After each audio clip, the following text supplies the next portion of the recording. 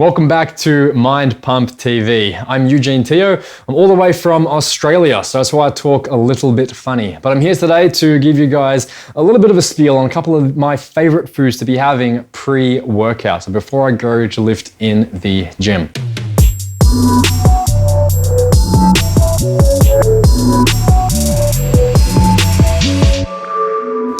So I personally don't like to take a lot of pre-workout supplements that you may see on the market. I don't think there's anything wrong with them specifically, but in my mind, if I can get something that's just as good, if not better, from food, I'm more inclined to go down that route. That's a little bit about my own hippie background. So the two foods that I really care about are dark chocolate and pomegranate. So within both of these foods, there's a whole host of different plant chemicals, otherwise known as polyphenols. And these are chemicals that exert a whole bunch of different effects in the body. Specifically, the ones that we care about for pomegranate and dark chocolate are ones that exert a lot of very strong benefits to improve vasodilation, or the expansion or the dilation of our blood vessels that will improve blood flow. So this is stuff that you may come across a lot in a lot of pre-workout supplements where they use things like arginine, agmatine, or L-citrulline to induce that really big pump. Well, you can get very similar effects from these plant chemicals found in dark chocolate and pomegranate. So you can take this alongside those kinds of supplements, or you can take them instead of those supplements to get very similar effects. In terms of dosing, what I look at is about 30 to 50 grams of dark chocolate. That's at least 70% dark, if not darker. That really comes down to your taste buds. And that will be about half an hour to an hour pre-workout. When it comes to pomegranate, I usually recommend about half to a whole pomegranate. Again, about 30 minutes to 1 hour pre-workout.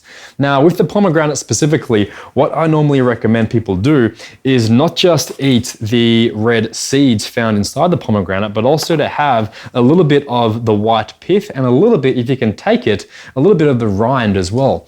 Because when it comes to these plant chemicals, they're not just found in the juice or in the fruit or the seed itself. A lot of these different chemicals are actually found in the white pith and the peel of the pomegranate.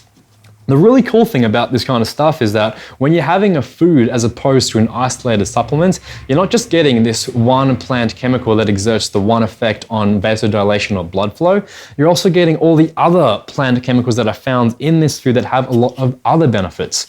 So for pomegranate specifically, a lot of these different plant chemicals have been found to have a lot of different benefits for the gut, where they act as an antifungal and antimicrobial. They also have a lot of cognitive benefits in the brain to help a lot with focus.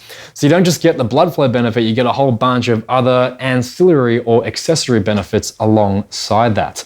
So with that in mind, what you may also find is if you have pomegranate or if you have dark chocolate, because of the effects they may have as an antimicrobial, you may notice a little bit of indigestion if you first try them out and your body is having some alterations on a microbial level.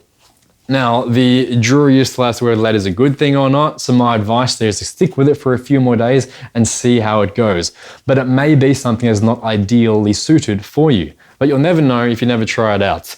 Another option to this may also be to look at beetroot, which is also very well tolerated alongside pomegranate and has a lot of the same benefits to improve that vasodilation or that blood flow response. Keep in mind that they are still going to be a source of calories, a source of carbohydrate, a source of fat.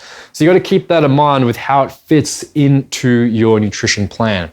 So yes, I like to have about one pomegranate or about 30 to 50 grams of dark chocolate pre-workout, but I also keep in mind that if that was going to put me above my caloric intake for the day, I might not have it whatsoever. So there you go, guys, a couple of my favorite foods to be having pre-workout in replacement of or alongside your typical pre-workout supplementation. Give them a shot. Let us know how you go with it in the comment section below, and I'll see you mind pumpers next time.